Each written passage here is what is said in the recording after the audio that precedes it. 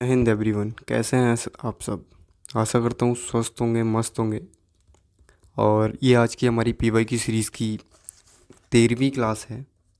अब तक हम 12 क्लासेस कर चुके होंगे। होप सो आपको चीज़ें अच्छी लग रही होंगी, मज़ा आ रहा होगा, इन्जॉय कर रहे होंगे। ठीक है, चलिए।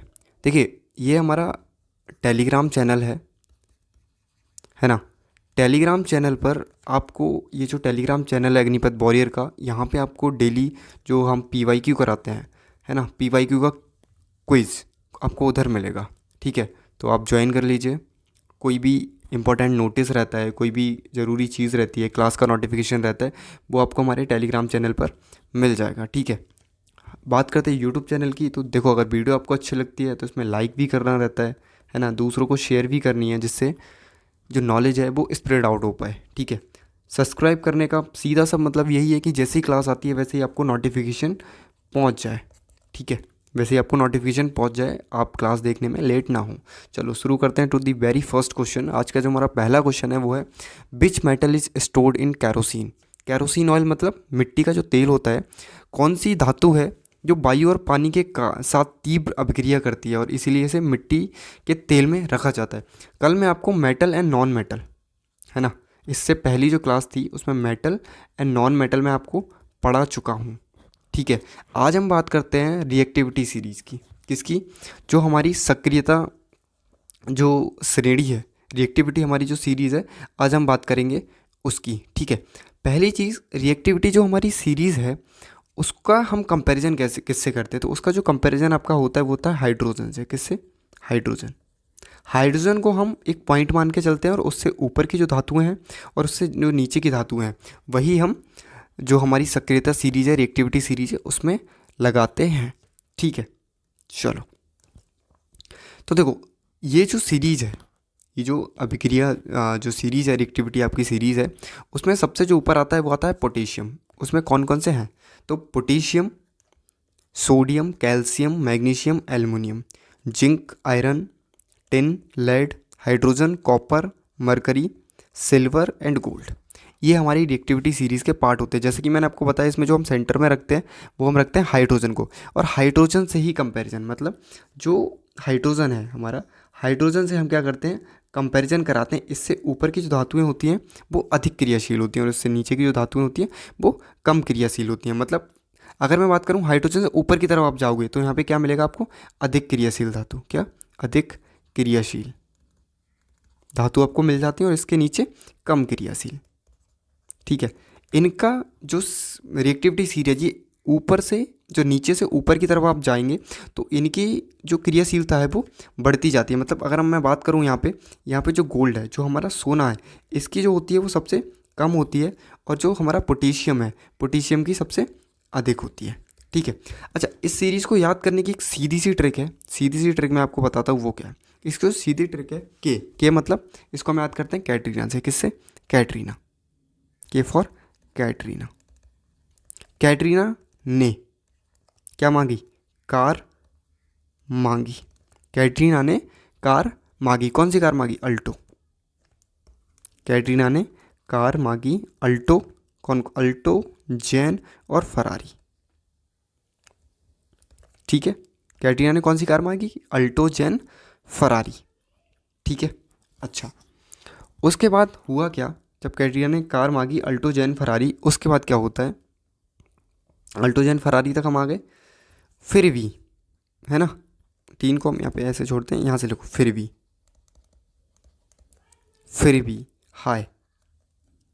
अच्छा, इसको इंग्लिश में लिख देते हैं, फिर भी हाय क्यों मिली? क्यों? अब देखो, एच जी मतलब एच जी आ रहा है, लेकिन यहाँ पे मिली मतलब मरकरी। क्यों मिली? कौन सी? Silver, Audi. ये है इसकी ट्रिक। ठीक है, अब मैं बात करता हूँ कि जो हमारे पोटेशियम एंड जो सोडियम होते हैं वो सबसे ज़्यादा रिएक्टिव होते हैं। ये इतने ज़्यादा रिएक्टिव होते हैं कि अगर आप इनको थोड़ी देर के लिए हवा में छोड़ दो तो ये क्या करते हैं? वोलेटली, मतलब बहुत ही तेज़ी से ये अभिक्रिया कर लेते हैं और इनमें तुरंत आग लग जाती है। इसीलिए इन्हें क्या रखा जाता है? इन्हें कैरोसिन में रखा जाता है, इन्हें मिट्टी के तेल में रखा जाता है, मिट्टी के तेल में रखा जाता है। जो कैल्शियम होता है वो इन दोनों के कंपैरिजन में थोड़ा कम क्रियाशील होता है। किन दोनों के? सोडियम एंड पोटेशियम के कंपैरिजन में थोड़ा सा कम ये होता है। ठीक है, इसके बाद आपके ये सारी रिएक्शन हो गई। अब देखो, अगर मैं बात करूँ कि हाइड्रोजन से क्रियाशील कौन है, तो ये सीसा, टिन, लोहा, जस्ता, एल्युमिनियम, मैग्नीशियम, कैल्शियम, पोटेशियम, है ना, ये सारे क्या हैं? सारे हाइड्रोजन से अधिक क्रियाशील हैं। इसके नीचे की जो धातुएं हैं वो हाइड्रोजन से क्या है? कम क्रियाशील हैं। ठीक है, चलो, आई होप चीज़ें आपको समझ में आ गई होंगी। अब इन क्रियाशील जो हमारी होती हैं, इनका मतलब क्या होता है? देखो, इनका सीधा सा मतलब है कि ये रिप्लेस कर पाएँ। मतलब हाइड्रोजन से जो ऊपर की जो चीज़ें हैं, हाइड्रोजन से ऊपर की हैं, वो क्या करेंगी? हाइड्रोजन को रिप्लेस कर देती हैं। और हाइड्रोजन से जो नीचे की चीज़ें हैं उनको हाइड्रोजन रिप्लेस कर देता है। ठीक है, जैसे कैसे? देखो, मैं आपको बताता हूँ। Zn plus CuSO4। ठीक है, अब देखो, जो Zn है, Zn की जो पोजीशन है वो कहाँ है? देखो, ये है Zn, ये क्या है? Zn। और कॉपर आपको कहाँ मिलेगा? ये मिलेगा नीचे। मैं पेन बदलता हूँ। देखो, ये है Zn मतलब जिंक, और ये है कॉपर। देखो, जो जिंक है वो कहाँ है? कॉपर से ऊपर है, इसलिए जो जिंक है वो कॉपर को क्या कर देगा? यहाँ रिप्लेस कर देगा। तो अब जो बनेगी सीरीज, जो अभिक्रिया बनेगी वो ZnSO4 प्लस Cu। मतलब यहाँ क्या हुआ? Zn ने Cu को रिप्लेस कर दिया। ठीक है, जैसे 2K plus H2O, 2K plus H2O, के फॉर क्या है? पोटेशियम। पोटेशियम जो है हाइड्रोजन से बहुत ज़्यादा ऊपर है, तो ये भी क्या करेगा? वो इसको भी क्या कर देगा? रिप्लेस कर देगा। तो यहाँ बन जाएगा 2KOH, ठीक है, प्लस H2। ठीक है, अगली सीरीज की अगर मैं बात करूँ तो मैं जैसे हमने लिखा Ca प्लस H2O। कॉपर भी क्या, सॉरी, कैल्शियम भी क्या है? हाइड्रोजन से ऊपर है, तो ये भी क्या करेगा? इसको रिप्लेस कर देगा। ये भी क्या करेगा? इसको रिप्लेस। तो यहाँ बन जाएगा CaOH का होल ट्वाइस प्लस H2। ठीक है, अगर मैं बात करूँ, यहाँ देखो 3Fe प्लस 4H2O। Fe भी क्या है? हाइड्रोजन से ऊपर है, तो ये क्या बनाएगा? Fe3O4 plus 4H2। मतलब ये क्या कर रहा है? हाइड्रोजन को रिप्लेस कर रहे हैं। तो देखो, मैंने आपको बताया कि जो सोडियम है और सोडियम के साथ पोटेशियम, कौन सा? पोटेशियम जो है, इन सबको काय में रखा जाता है? इन सबको रखा जाता है कैरोसिन में। ठीक है, चलो आगे बढ़ते हैं। अगला जो क्वेश्चन है वो देखते हैं। Which pair is arrange in descending order of reactivity. निम्नलिखित में से कौन सा युग्म क्रियाशीलता के घटते क्रम, मतलब कम से अधिक, घटते क्रम, सॉरी, अधिक से कम में व्यवस्थित करना है? तो देखो, यहाँ देखो, कॉपर, आयरन, जिंक, मैंने क्या बताया था? कैटरीना ने कार मांगी, कौन सी? Alto, Z, Ferrari. देखो, यहाँ से कौन कौन से आपके हो रहे हैं, बस इतने में ही। तो जो कॉपर है वो क्या है? जिंक से ज़्यादा है।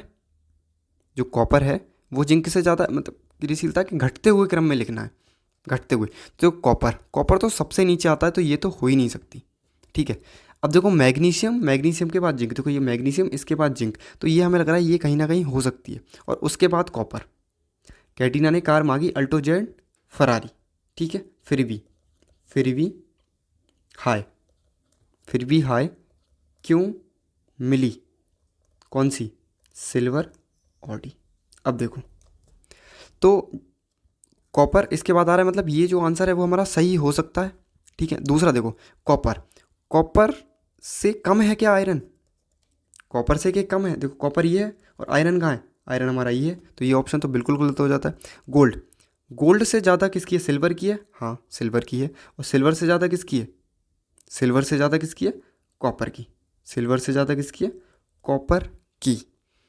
तो अब यहाँ पे दो ऑप्शन जो हैं वो हमारे इसमें गड़बड़ कर रहे हैं। दो ऑप्शन इसमें नहीं, देखो, ठीक है, गोल्ड से कम क्या सिल्वर की है? नहीं, तो ये ऑप्शन गलत हो जाएगा। गोल्ड ये उल्टा लिख दिया है ना, ये होगा Cu, है ना, Cu से अधिक, मतलब कॉपर से अधिक किसकी होगी? कॉपर से अधिक होगी, एक मिनट, सबसे कम जो होगी वो होगी गोल्ड की। यहाँ पे गोल्ड से अधिक होगी सिल्वर की, और सिल्वर से अधिक होगी कॉपर की। ये है, यहाँ पे उल्टा लिखा हुआ था। ऑप्शन 20 का करेक्ट आंसर हो जाएगा। चलो आगे बढ़ते हैं। Who was the last Peshwa of the Maratha empire? तो बालाजी विश्वनाथ, बाजीराव प्रथम, माधवराव प्रथम या बाजीराव द्वितीय? तो इसका जो आंसर है वो बाजीराव द्वितीय है। इससे पहले मैं आपको मराठा एम्पायर के बारे में बताता हूँ, ठीक है। जो मराठा एम्पायर है उसके बारे में आपको पूरा बताता हूँ कि ये जो मराठा एम्पायर है वो है क्या, है ना। तो इसके लिए मैंने पूरा आपको प्रॉपर लगा रखा है ये, ठीक है। ये हमारी पूरी मराठा एम्पायर है। देखो, मराठा साम्राज्य की जो स्थापना है वो हम मानते हैं किसके द्वारा? शिवाजी महाराज के द्वारा। किसके द्वारा? शिवाजी जो हमारे महाराज हैं, शिवाजी महाराज के द्वारा हम इसकी स्थापना मानते हैं, ठीक है। अच्छा, छत्रपति शिवाजी महाराज ने इसकी स्थापना करी थी 1360, 1630 में। इनका जो जन्म हुआ था शिवाजी महाराज का, वो कहाँ हुआ था? शिवनेरी। कौन सा फोर्ट है ये? शिवनेरी फोर्ट पे इनका जन्म हुआ था। इनके पिता का नाम साजी भोसले था, माता का नाम जीजाबाई था, और इनके जो गुरु थे वो थे समर्थ रामदास। कौन थे? समर्थ रामदास। यहाँ से आपको क्वेश्चन बन जाता है, ये सारी जो डिटेलिंग है वो इंपॉर्टेंट हो जाती है, ठीक है। अच्छा, शिवाजी महाराज ने क्या करा? मराठा जो एम्पायर था, मराठा एम्पायर जो इनका था, उसकी जो शक्तिशाली स्थापना मानी जाती है वो शिवाजी महाराज के द्वारा मानी जाती है। इन्होंने क्या करा था? इन्होंने लगभग 35 फोर्ट को जीता था। कितने? 35 किलो पर विजय प्राप्त करी थी। इन्हें जो गोरेला वॉरफेयर होता है, गोरेला वॉरफेयर, छापामार युद्ध में क्या बोलते हैं, महारत हासिल था, ठीक है। गोरेला वॉरफेयर, जिसको गेमिनी काबा के नाम से जाना जाता है, इसमें महारत हासिल था। दूसरा, इन्होंने क्या किया? अच्छा, दुश्मनी ने पर्वतीय चूहा भी कहते थे, ठीक है। अब बात आती है 1674 में। 1674 में जो रायगढ़ फोर्ट था, 1674 में रायगढ़ जो फोर्ट था, वहाँ इन्हें क्या हुआ था? छत्रपति शिवाजी महाराज का टाइटल दिया गया था, ठीक है। अच्छा, अब मैं बात करता हूँ यहाँ पे शिवाजी महाराज और जो राजा जयसिंह सवाई थे उनके बारे में, ठीक है। हाँ, ये जो 1774 है, यहाँ पे क्या हुआ था? इनका राज्याभिषेक हुआ था, शिवाजी महाराज का राज्याभिषेक।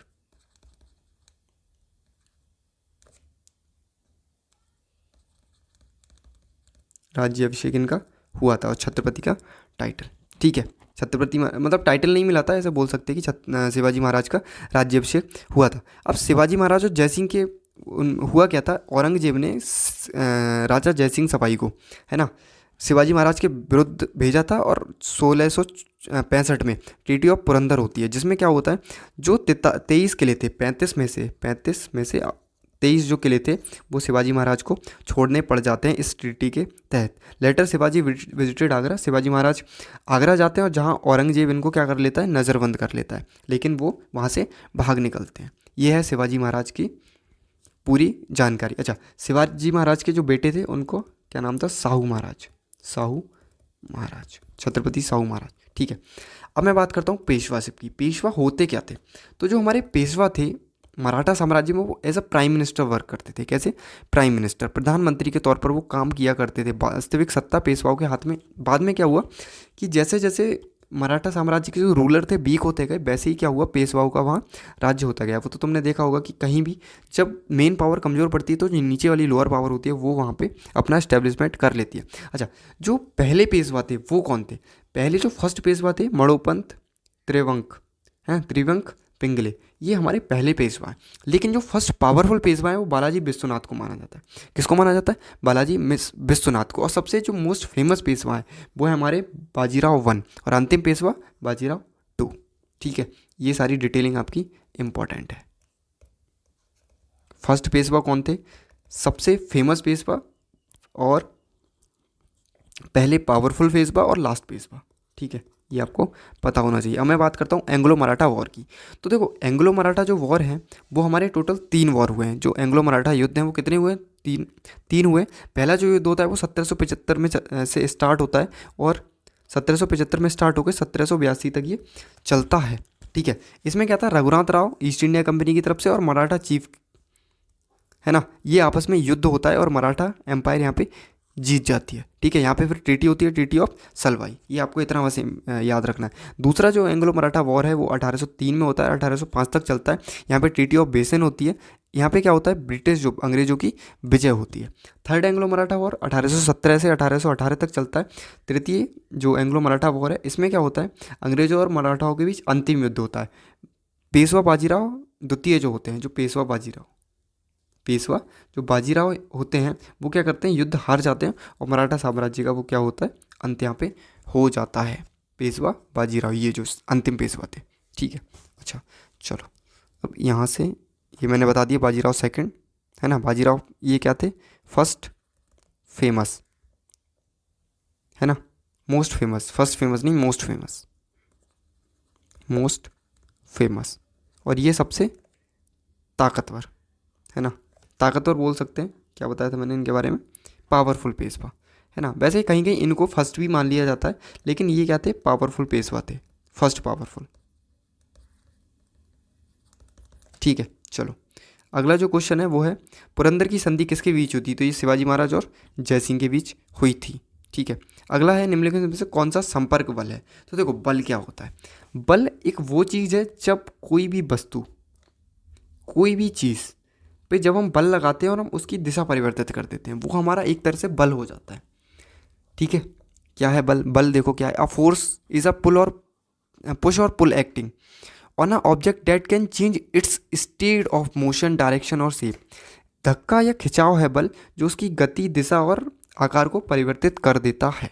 ठीक है, अच्छा बल जो हमारे होते हैं, जो फोर्सेस हमारे होते हैं, जो बल होते हैं, वो हमारे दो प्रकार के होते हैं। कौन कौन से, संपर्क और असंपर्क। ठीक है, संपर्क बल क्या होते हैं, संपर्क बल वो होते हैं जिनमें भौतिक जो वस्तुएं होती हैं भौतिक रूप से एक दूसरे के संपर्क में आती है, जिसमें पहला है घर्षण। घर्षण मतलब फ्रिक्शन फोर्स, जिसके कारण हम चल पाते हैं। अगर फ्रिक्शन नहीं होगा, देखो कोई चिकनी सतह होती है, बहुत ज़्यादा आपके घर में अगर बहुत ज़्यादा चिकनी टाइल्स लगी हैं, तो वहाँ आपको चलने में दिक्कत होती है। क्यों, क्योंकि वहाँ घर्षण उत्पन्न नहीं होता, घर्षण जो है वो उत्पन्न नहीं होता, इसलिए वहाँ आप चल नहीं पाते। ठीक है, जितना अधिक घर्षण होगा उतनी तेज़ी से आप वहाँ चल पाएंगे, वो आपको बैलेंस बना पाएगी चीज़। ठीक है, अब देखो फ्रिक्शनल फोर्स, घर्षण बल होता क्या है, frictional force is a force that oppose the relative motion और tendency of the motion between two surfaces in contact. नहीं समझ में आया क्या है, देखो घर्षण बल वह बल है जो संपर्क में मौजूद दो सतहों के बीच होने वाली सापेक्ष गति या गति की प्रवृत्ति का विरोध करता है। अब ये कैसे, देखो जैसे ये हमारा फ्लोर है, मान लो ये हमारा फ्लोर है, तो आप अगर इसमें आगे की तरफ जा रहे हैं तो घर्षण लगेगा इसमें पीछे की तरफ। ठीक है, जिससे आप गिर ना पाएँ, वरना अगर घर्षण नहीं होगा तो फिर वहाँ आप चल भी नहीं पाएंगे। जैसे ये देखो, ये इस तरफ लेके जा रहा है तो घर्षण यहाँ किस तरफ लग रहा है, अपोजिट साइड। घर्षण और चलने की दिशा दोनों ही अपोजिट साइड होती हैं। सड़क और साइकिल के टायरों के बीच घर्षण के कारण चलती साइकिल धीरे हो जाती है। देखो क्या हुआ, साइकिल से आप जा रहे हैं, ये भाई साहब साइकिल से जा रहे हैं, इन्होंने बहुत दूर तक पैडल नहीं मारे, साइकिल आराम से काफ़ी दूर तक चली जाती है। वो क्यों होता है, क्योंकि और चली जाने के बाद कुछ देर के बाद वो रुक जाती है। रुकने का कारण क्या है, वो चलती क्यों नहीं रहती, रुकने का कारण ये है कि जो सतह है यहाँ एक घर्षण बल लग रहा है, और घर्षण बल और टायरों के बीच में एक जो फ्रिक्शनल फोर्स है, घर्षण बल लग रहा है जो इसका विरोध कर रहा है। और धीरे धीरे जब ये घर्षण बल और गति जैसे जैसे कम होती जाएगी, घर्षण बल तो लग रहा है, कंटिन्यू लग रहा है, स्टार्टिंग से लास्ट तक लग ही रहा है, तो घर्षण बल जब उसका विरोध करता है तो धीरे धीरे वो चीज़ क्या हो जाती है, कम हो जाती है, और साइकिल हमारी एट द एंड रुक जाती है। चलो अगला है स्प्रिंग फोर्स। स्प्रिंग फोर्स क्या होता है, the force extended by the stretch और compressed spring is called the spring force. खिंची हुई या दबाई गई स्प्रिंग द्वारा लगाया गया जो बल होता है वो क्या रहता है, स्प्रिंग बल कहलाता है। ठीक है, अच्छा स्प्रिंग बल में क्या है, जब हम इसको कंप्रेस करते हैं और एकदम छोड़ते हैं तो किसी भी वस्तु को आगे बढ़ सकता है। देखो जैसे हमने यहाँ पे इसको कंप्रेस कर लिया और ये यहाँ पे वस्तु है, तो जब हम इसको एकदम छोड़ेंगे तो ये वस्तु आगे जाके रुक जाएगी। दबाई गई स्प्रिंग वस्तु को दूर की ओर ढकेलती है। ठीक है, अच्छा अब हम बात करते हैं नॉन फ्रिक्शनल फोर्स के, असंपर्क बल। असंपर्क बल वे बल होते हैं जिनमें हम भौतिक एक दूसरे के कांटेक्ट में नहीं आते, जैसे गुरुत्वाकर्षण बल। गुरुत्वाकर्षण बल आपने देखा है कभी, आप उसके संपर्क में आए हैं, बिना भौतिक संपर्क में आए हुए जो होता है वो गुरुत्वाकर्षण बल होता है। The force of attraction between any two masses is called the gravitational force. अच्छा, किसी भी दो द्रव्यमान वाली वस्तुओं के बीच आकर्षण बल गुरुत्वाकर्षण बल कहलाता है। देखो जैसे दो वस्तुएं हैं, ये है, ये भी है, इन दोनों के बीच भी गुरुत्वाकर्षण बल है, इन दोनों के बीच भी क्या है, गुरुत्वाकर्षण बल है। क्यों? क्योंकि इनमें द्रव्यमान है। अगर इनमें द्रव्यमान है तो इनमें गुरुत्वाकर्षण बल भी होगा। जैसे पृथ्वी, पृथ्वी हर चीज़ को अपनी तरफ अट्रैक्ट करती है। क्यों? क्योंकि जो पृथ्वी का द्रव्यमान है वो बहुत अधिक है। पृथ्वी का जो द्रव्यमान है वो बहुत अधिक है। ठीक है। दूसरी चीज़, क्या हम में भी गुरुत्वाकर्षण बल है? जी हाँ, बिल्कुल है। क्योंकि हमारा गुरुत्वाकर्षण बल पृथ्वी के गुरुत्वाकर्षण बल से बहुत ज़्यादा कम है, इसलिए पृथ्वी हमें अपनी ओर आकर्षित कर लेती है, हम पृथ्वी को अपनी ओर आकर्षित नहीं कर पाते। ठीक है। चलो, गुरुत्वाकर्षण बल पृथ्वी वस्तुओं को अपनी ओर केंद्रित करती है। मतलब देखो, ये कोई भी वस्तु है, सेब है, कोई भी चीज़ आप ऊपर फेंकोगे तो ये नीचे की तरफ आती है। गुरुत्वाकर्षण के कारण पत्थर जो है पृथ्वी की ओर गिर जाता है। तो कोई भी बॉल है, कोई भी बॉल आप हाथ से एकदम छोड़ोगे वो कहाँ आएगी? नीचे की तरफ आएगी। कोई भी फल किसी पेड़ से गिरेगा, नीचे की तरफ गिरेगा। आप एकदम छत से कूदेंगे, आप भी नीचे की तरफ ही गिरेंगे। ये सब क्यों होता है? ये सब गुरुत्वाकर्षण बल के कारण ही होता है। चलो आगे बढ़ते हैं। अगला है मैग्नेटिक फोर्स, चुंबकीय बल। ये चुंबक के कारण होता है। अच्छा, एक चीज़ और, चुंबक में जो अपोजिट जो पोल्स होते हैं वो एक दूसरे को अट्रैक्ट करते हैं, और जो सेम पोल होते हैं वो एक दूसरे को रिपेल करते हैं। देखो, जैसे आपने चुंबक देखी होगी, चुंबक में आपने दो कोने देखे होंगे। अगर दो कोने आप एक जैसे कोनों को अगर मिलाएंगे तो वो क्या करेंगे? वो दूर भागेंगे। लेकिन अगर आप अपोजिट कोनों को मिलाएंगे तो वो क्या करेंगे? वो चिपक जाएंगे। ठीक है। किसी चुंबक द्वारा दूसरे चुंबक या चुंबकीय पदार्थ पर लगाया गया बल चुंबकीय बल कहलाता है। ये क्या है? चुंबक लोहे की कील को आकर्षित कर लेता है। अच्छा, इलेक्ट्रोस्टैटिक्स, स्थिर वैद्युत बल क्या होता है? ये क्या होता है? वैद्युत आवेशित वस्तुओं के बीच आकर्षण या प्रतिकर्षण का बल होता है। जैसे आपने कंघा लिया, कंघे को आपने क्या करा, सिर में थोड़ा सा रगड़ लिया। रगड़ने के बाद आप कागज़ पे जब उसको ले जाएंगे तो जैसे हम छोटे पे कर देते, पेज हल्का सा ऊपर सा उठता है ना, या वहाँ छोटे छोटे कागज़ हैं तो वो क्या करते हैं, वो कागज़, जैसे यहाँ पे ये कागज़ पड़े हैं तो ये कागज़ क्या करेंगे? चिपक जाएंगे आगे। ये क्या है? हमारा स्थिर वैद्युत बल है। जैसे गुब्बारा है, गुब्बारे को आप सर में है ना रगड़ेंगे, उसके बाद छोटे छोटे जो कागज़ होंगे वो उसकी तरफ अट्रैक्ट हो जाते हैं। यही है हमारे ऑल अबाउट दी बल, है ना, बलों के बारे में सारी चीज़ें। अब मैं बात करता हूँ निम्नलिखित से कौन सा बल संपर्क बल है? तो गुरुत्वाकर्षण संपर्क बल है? नहीं, इसमें हम संपर्क में नहीं आते। चुंबक, इसमें भी संपर्क में नहीं आते। स्थिर वैद्युत, ये भी नहीं। इसमें आंसर क्या होगा? घर्षण बल। इसमें संपर्क में हम आते हैं। बाकी ये तीनों कौन से हैं? असंपर्क बल है। चलो अगला है, निम्नलिखित में से कौन सा स्थिर वैद्युत बल का उदाहरण है? पत्थर का गिरना, ये क्या है? गुरुत्वाकर्षण। चुंबक द्वारा, ये चुंबकीय बल है। साइकिल में ब्रेक, ये क्या है? घर्षण बल है। ठीक है। लेकिन आवेशित कंघी द्वारा कागज के टुकड़ों को आकर्षित करना, ये कैसा है? ये इलेक्ट्रोस्टैटिक फोर्स है। अच्छा, ब्रेक लगाने पर साइकिल धीमी क्यों हो जाती है? गुरुत्वाकर्षण के कारण, चुंबक के कारण, या इलेक्ट्रोस्टैटिक्स स्थिर वैद्युत के कारण? नहीं, ये घर्षण के कारण होता है। ठीक है। चलो आगे बढ़ते हैं। द्विविखंडन किस प्रकार के प्रजनन का उदाहरण है? बाइनरी फ्यूजन किस प्रकार के प्रजनन का उदाहरण है? तो आज हम बात करते हैं रिप्रोडक्शन की। किसकी? रिप्रोडक्शन, प्रजनन। ये क्या है? तो देखो, जो हमारा प्रजनन होता है, रिप्रोडक्शन होता है, वो टू टाइप का होता है। कौन कौन से?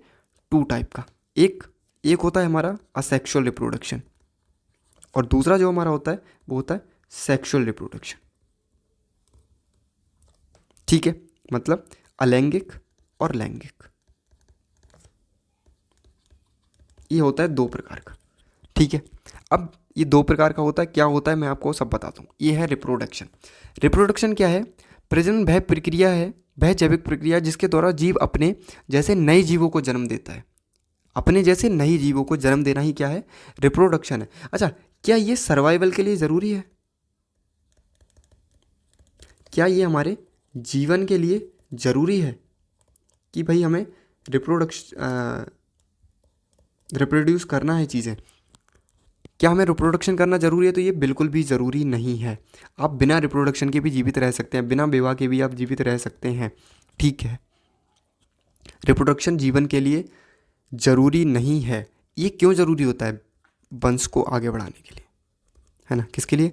वंश को आगे बढ़ाने के लिए। आज जो हमारे समाज की गतिविधियाँ हैं उनको बढ़ाने के लिए ये ज़रूरी होता है। बाकी ऐसा नहीं है कि रिप्रोडक्शन आप नहीं करेंगे तो आप अपना जीवन यापन नहीं कर सकते। आपने बहुत साधु महात्मा देखे होंगे, है ना, वो क्या करते हैं? जीवन भर ब्रह्मचर्य का पालन करते हैं, है ना। क्या वो अपना जीवन यापन नहीं कर पाते? बिल्कुल कर पाते हैं। तो रिप्रोडक्शन नए जीवों की उत्पत्ति के लिए ज़रूरी होता है, ना कि जीवन यापन के लिए। ठीक है। अच्छा, रिप्रोडक्शन टू टाइप का होता है, मैंने आपको बताया। असेक्सुअल रिप्रोडक्शन जिसमें अलैंगिक प्रजनन होता है, और लैंगिक प्रजनन सेक्सुअल रिप्रोडक्शन। देखो, असेक्सुअल का मतलब क्या है? जिसमें सेक्सुअल एक्टिविटी इन्वॉल्व नहीं होती। मतलब सबसे पहले इसमें एक तो एक ही पेरेंट की ज़रूरत होती है। दूसरा, इसमें जाइमेट आर जनरली नॉट इन्वॉल्व। इसमें जाइमेट जो जाइमेट्स होता है वो नहीं बनता है।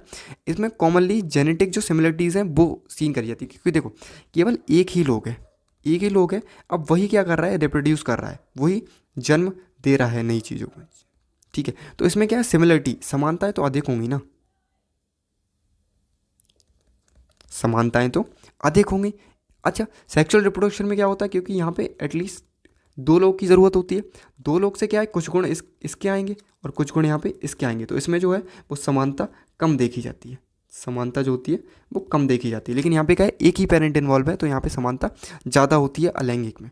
दूसरी चीज़, जो हमारे रिप्रोडक्टिव ऑर्गन्स होते हैं, जो हमारे आनुवंशिक जो प्रजनन अंग होते हैं वो इसमें उपस्थित नहीं होते, लेकिन सेक्सुअल रिप्रोडक्शन में वो उपस्थित होते हैं कि उन्हीं की वजह से प्रजनन होता है। ठीक है, जैसे आलू है, आलू में का तना है, तने से उसका रिप्रोडक्शन होता, मतलब तने से वो रिप्रोड्यूस होता है ना, उसका प्रजनन होता है, तो वहाँ के सेक्सुअल एक्टिविटी इन्वॉल्व है नहीं। जैसे अदरक है, अदरक तने से होता है ना। स्वीट पोटैटो, शकरकंद है, ये भी हमारा किससे होता है, जड़ से होता है ना।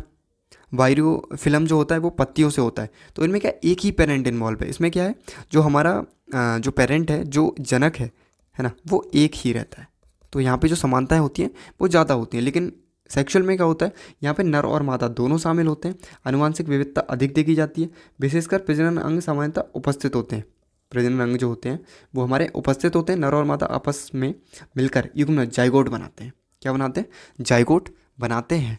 ठीक है, जैसे मनुष्य हो गया, कुत्ता हो गया, गाय हो गई, है ना, गाय हो गई, है ना, कुछ पौधे हो गए, ये सब क्या है, ये सेक्सुअल रिप्रोडक्शन का पार्ट है। अच्छा, दूसरी मैं बात करता हूँ कि जो जाइगोट होता है वो बनता कैसे है ना, जो जाइगोट है वो बनता कैसे है। देखो, तो ये मेनली सेक्सुअल जो हमारे रिप्रोडक्शन पार्ट होते हैं उनमें इन्वॉल्व होता है,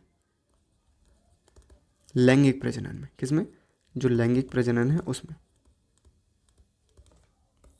ठीक है, इसमें होता क्या है, जैसे मेल है, मेल मतलब जो नर है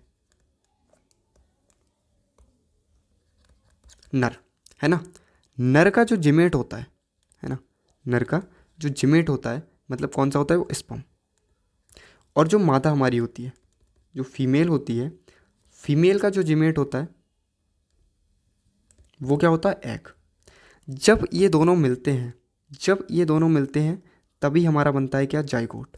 क्या बनता है, तब हमारा बनता है जाइगोट।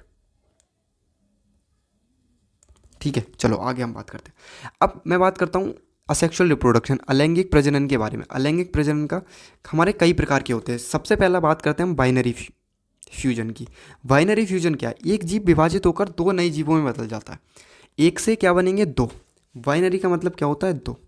एक से क्या बनेंगे, दो। जैसे इसका सबसे जो एग्जाम्पल है वो है अमीबा या पैरामीशियम। ठीक है, अमीबा को हम ले लेते हैं। अमीबा के बीच में आपको ये जो दिख रहा है ये इसका न्यूक्लियस है। देखो न्यूक्लियस क्या हो रहा है, धीरे धीरे बड़ा हो रहा है ना, न्यूक्लियस धीरे धीरे बड़ा हो रहा है। उसके बाद न्यूक्लियस क्या हो गया, दो सेल्स में डिवाइड हो गया। दो सेल्स के बाद ये क्या करता है, अब बाद में दो जो हमारे डॉटर सेल होती हैं उनमें डिवाइड हो जाता है। और देखो एक हमारे जो एक अमीबा है उससे दो अमीबा बन गए, यहाँ क्या हो गया, बाइनरी फ्यूजन। दूसरा है मल्टीपल फ्यूजन। मल्टीपल मतलब एक से अधिक, मतलब एक से क्या करेंगे, ये बहुत अधिक बन जाएंगे।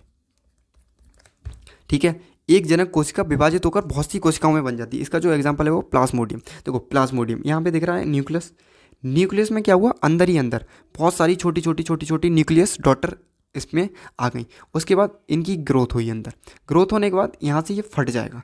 फटने के बाद जैसे ही यहाँ से फट जाता है तो ये सारी सेल्स बाहर आ जाती हैं और नए नए हमारे प्लाज्मोडियम बन जाते हैं। तो एक से क्या बन गई, अधिक, तो ये क्या हो गया, मल्टी मतलब बहुखंडन।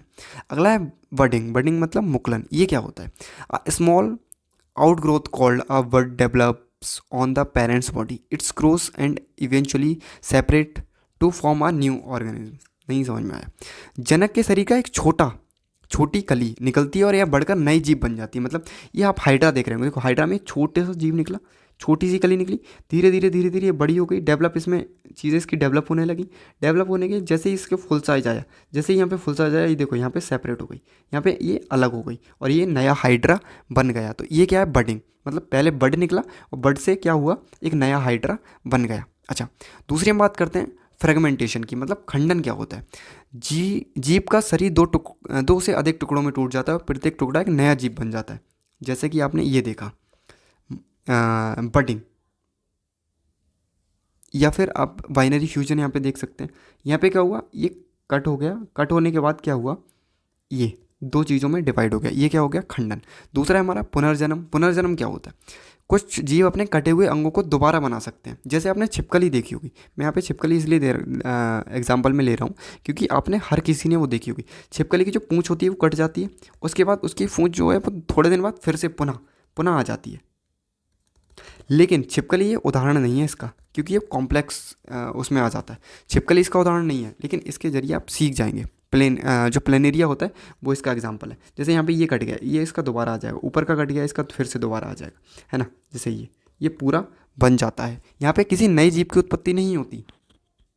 ठीक है, चलो अगले हम बात करते हैं जो बीजाणु निर्माण होते हैं, स्पोर फॉर्मेशन होता है। स्पोर फॉर्मेशन में क्या होता है, छोटे छोटे प्रजनन अंग बीजाणु जो होते हैं वो अनुकूल परिस्थितियों में बीजाणु के नए जीव से विकसित हो जाते हैं। जैसे क्या है कि यहाँ पे इसके अंदर बहुत सारे बीज हैं, वो क्या होंगे, थोड़े दिन बाद सेपरेट आउट हो जाएंगे और ये जो बीज हैं यहाँ से और चीज़ें बन जाएंगी। ये आपका बीजाणु निर्माण। अगला है वेजिटेशन प्रोपोगेशन का एक प्रबंधन। इसमें this is a common in plants. ये बहुत ज़्यादा प्लांट्स में होता है। इसमें क्या होता है, this is common in plants, are new plants develop from the roots, stem और लीफ, मतलब जड़, स्टेम मतलब तना, और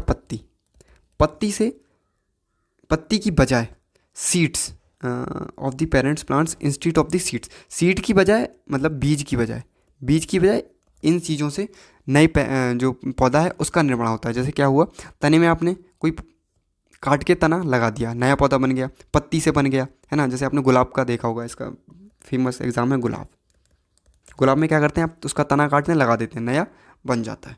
ठीक है, चलो होप्स वो चीज़ें आपको समझ में आ गई होंगी। अब असेक्सुअल रिप्रोडक्शन में पूरा पढ़ा दिया आपको। तो binary fusion is a type of द्विविखंडन किसका उदाहरण है, तो ये असेक्सुअल रिप्रोडक्शन का उदाहरण है। ठीक है, चलो आगे बढ़ते हैं। अगला जो क्वेश्चन है वो है, कौन सा युग्म सही सुमेलित है। जो इसमें युग्म है वो कौन सा सही सुमेलित है, ये आपको बताना है। तो देखो, अमीबा क्या बडिंग से होता है? नहीं, अमीबा जो हमारा होता है वो किससे होता है? अमीबा होता है बाइनरी फ्यूजन से। ठीक है, हाइड्रा बडिंग से होता है, तो ये इसका सही आंसर है। स्पाइरोगैरा मल्टीपल फ्यूजन से होता है? नहीं, मल्टीपल फ्यूजन से हमारा कौन सा होता है, यहाँ पे देखो, जो मल्टीपल फ्यूजन है उससे कौन सा होता है, प्लाज्मोडियम, है ना। और अमीबा जो होता है वो किससे होता है, बाइनरी से। ठीक है, ये भी इसका एग्जाम्पल नहीं है। प्लाज्मोडियम ये खंडन से होता है? नहीं, खंडन से हमारा कौन सा होता है, खंडन कहाँ गया, खंडन से स्पाइरोगैरा। यहाँ पे गलत लिख रखा है, यहाँ पे स्पाइरोगैरा लगेगा आपका। ठीक है, यहाँ पे प्लाज्मोडियम आपका हो जाएगा, प्लाज्मोडियम। इसका सही आंसर सेकंड है। दूसरा, the zygote develops into. Zygote किस में डेवलप होता है, तो ये हमारे भ्रूण में डेवलप होता है। अब मैं आपको कुछ चीज़ें यहाँ की बताता हूँ। देखो, जो हमारा जाइगोट है वो बनता कैसे, मैंने आपको बता दिया। जाइगोट है वो किससे बनता है, जेमेट से। किससे बनता है, जेमेट से। जेमेट मतलब युग्मक से। क्या बनता है इससे, इससे बनता है जाइगोट। जाइगोट मतलब इसको क्या बोलते हैं, इसको बोलते हैं युग्मनज। ठीक है, जाइगोट कहाँ बनता है, ये बनता है एम्ब्रियो में। एम्ब्रियो मतलब जो हमारा एम्ब्रियो मतलब भ्रूण, ये भ्रूण बनता है। ठीक है, अच्छा, उसके बाद अगला जो इसका बनता है वो बनता है फ्यूटस। फ्यूटस मतलब गर्भस्थ शिशु, जो गर्भ में जो शिशु होता है वो। अच्छा, और इसके बाद जो बनता है वो बनता है बेबी। क्या बनता है, बेबी मतलब शिशु। ये है इनके बनने के चीज़ें। दूसरी चीज़, अब मैं बात करता हूँ जाइगोट के बारे में। तो जाइगोट क्या होता है, ये फ्यूजन ऑफ टू जेमेट्स। किससे बनता है, टू जेमेट से बनता है। किससे, दो युग्मनज, युग्मक से बनता है। और ये फर्स्ट सेल होता है, पहली कोशिका होती है बनने वाली, फर्स्ट सेल, प्रथम कोशिका। ठीक है, चलो बात करते हैं आगे। Which articles gives parliament to the power to make the law regarding the citizenship, नागरिकता। जो नागरिकता है उसके बारे में कानून संसद को जो कानून बनाने की शक्ति है वो कौन देता है, तो वो देता है आर्टिकल नंबर 11। कैसे देता है अब मैं बताता हूँ आपको। देखो, सबसे पहले नागरिकता किसी भी देश की कानूनी सदस्यता होती है। सबसे पहले संवैधानिक अगर हम प्रावधान की बात करते हैं तो जो सिटीजनशिप है वो हमारी 5 से स्टार्ट होकर 11 तक होती है, इसके आर्टिकल्स हैं। ठीक है, पार्ट सेकंड में हमने सिटीजनशिप को रखा है, कौन से, भाग 2 में। सिटीजनशिप हमारे किस में आ जाएगी, भाग 2 में।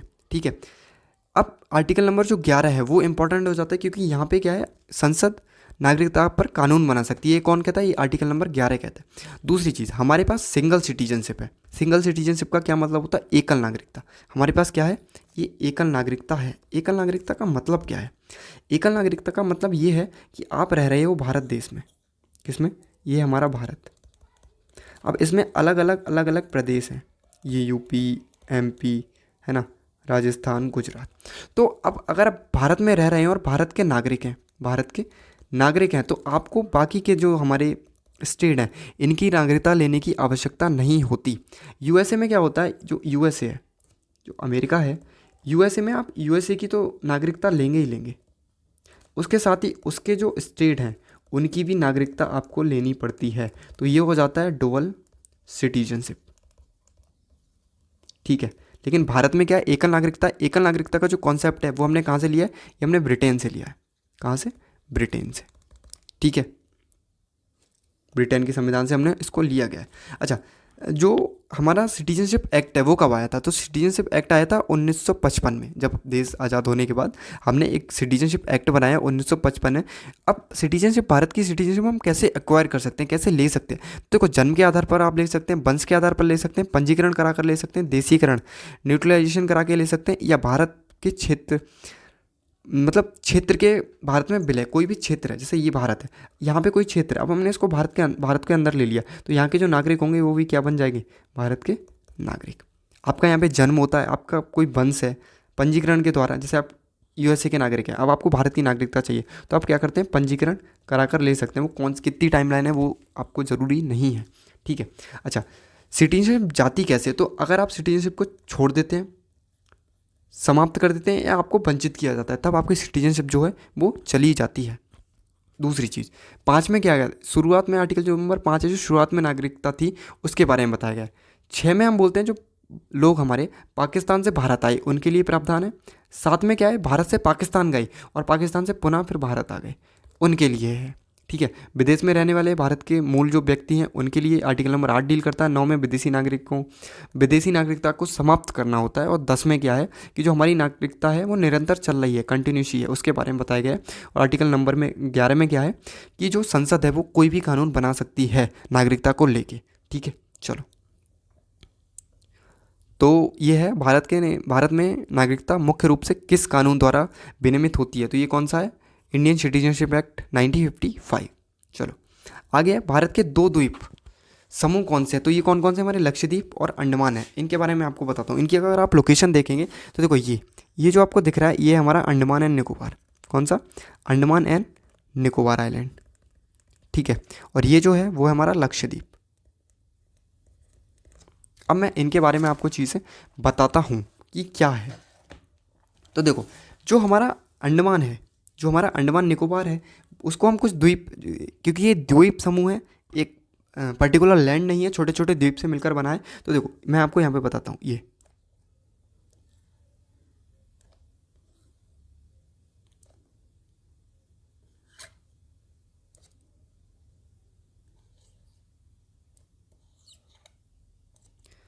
ये मान लो, और ये पूरा अंडमान एंड निकोबार है।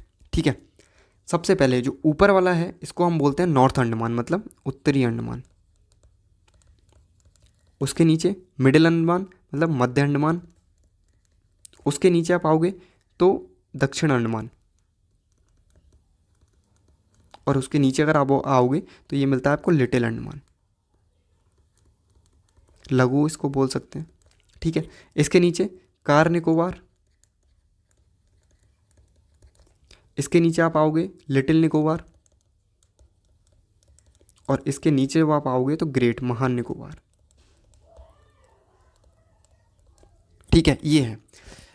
इनके बारे में क्या है कि जो राजधानी है वो कहाँ पे है, तो जो दक्षिण अंडमान है यहाँ पे पोर्ट ब्लेयर, ये यहाँ पे आपको मिलता है का पोर्ट ब्लेयर आपको मिल जाता है। ये क्या है, ये कैपिटल है, राजधानी है।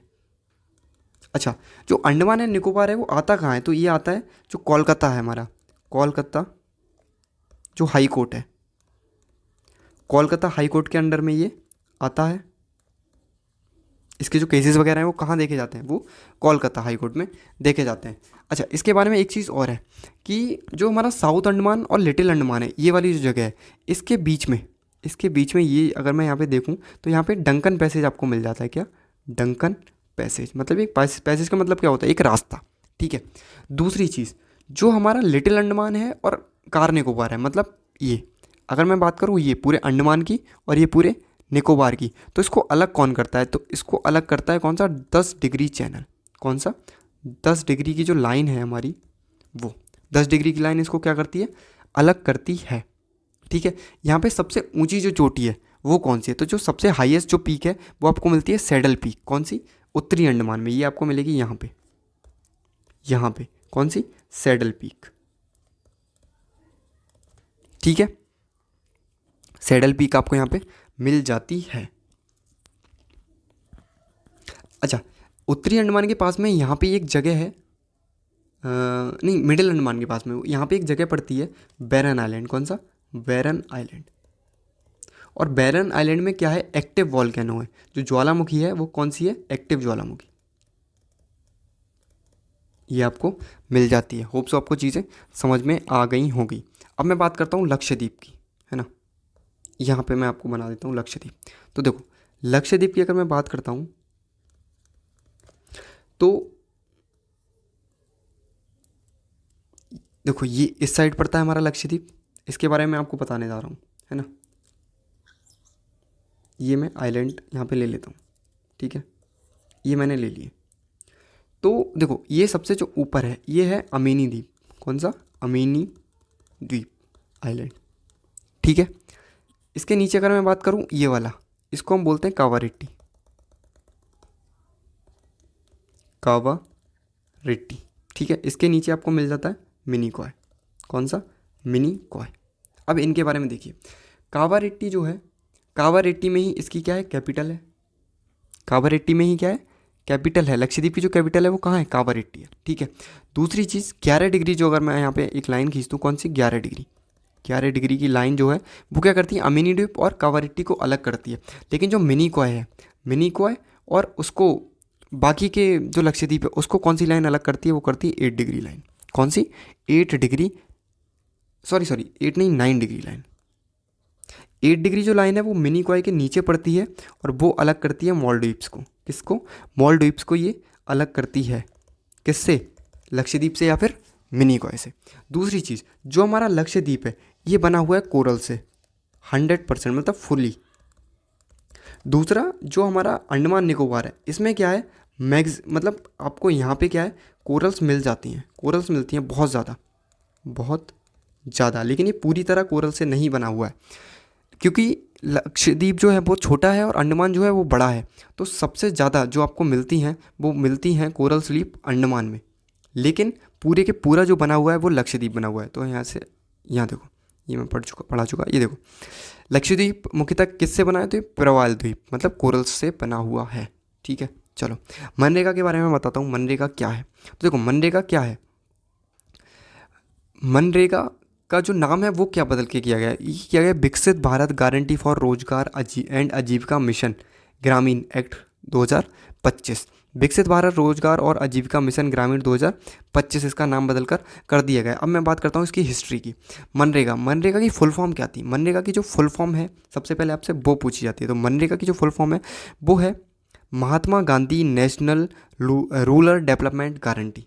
क्या है, महात्मा गांधी, ये देखो मैंने यहाँ पे लिख रखा है, यहाँ पे महात्मा गांधी को आप डाल लीजिए, महात्मा गांधी।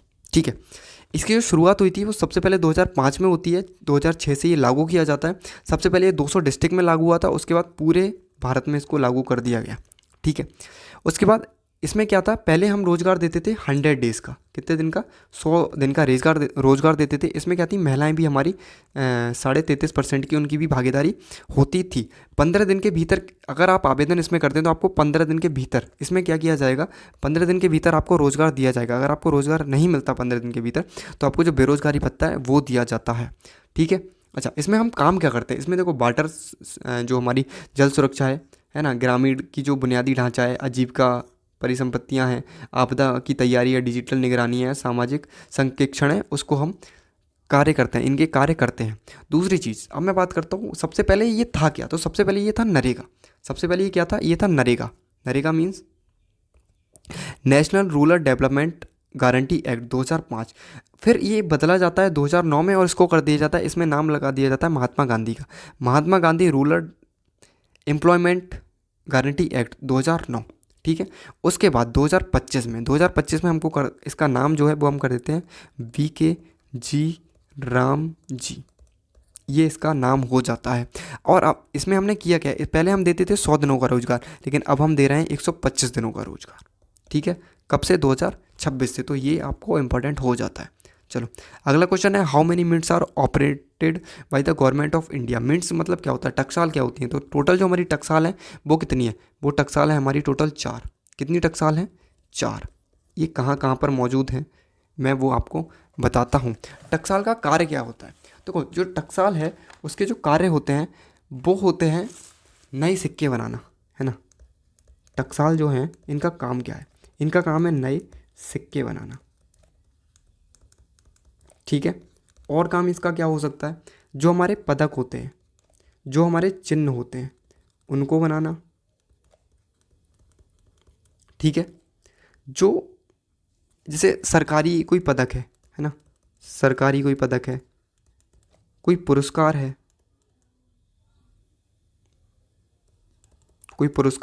ना, कोई विशेष स्मारक है, कोई विशेष जो स्मारक जो सिक्का है वो, ये सब क्या करते हैं, ये इनका बनाने का काम होता है। अब 4 जो टकसाल हैं वो है कौन कौन सी, तो सबसे पहले हमारी आती है मुंबई, महाराष्ट्र में। दूसरा कोलकाता। तीसरा हैदराबाद। और चौथा नोएडा। ठीक है। ये हमारी 4 टकसाल्स हैं। ठीक है। चलो thank you so much for watching this video. Hope so चीज़ें आपको अच्छी लग रही होंगी, आपको चीज़ें समझ में आ रही होंगी, है ना। इसी के साथ आपको बताना है कमेंट में अपने आंसर्स। ठीक है। जब आप इसको देखते हैं तो आप कितने क्वेश्चन सही कर पाते हैं वो भी आपको बताना है। दूसरों के साथ इसको शेयर करनी है। ठीक है, चीज़ें जिससे आपको आसानी से समझ में आए। कमेंट्स में आपको ये भी बताना है कि आपकी जो प्रिपरेशन है, जो आपकी तैयारी है वो कैसी चल रही है। ठीक है। क्योंकि ये बहुत ही जल्द आपके एग्ज़ाम आने वाले हैं। जो एयरफोर्स XY ग्रुप का एग्ज़ाम है ना, जो एयरफोर्स XY ग्रुप का जो एग्ज़ाम है वो सितंबर में लगा हुआ है। कब लगा हुआ है, ये जो एग्ज़ाम है वो सितंबर में आपका लगा हुआ है। चलो thank you so much for watching this video.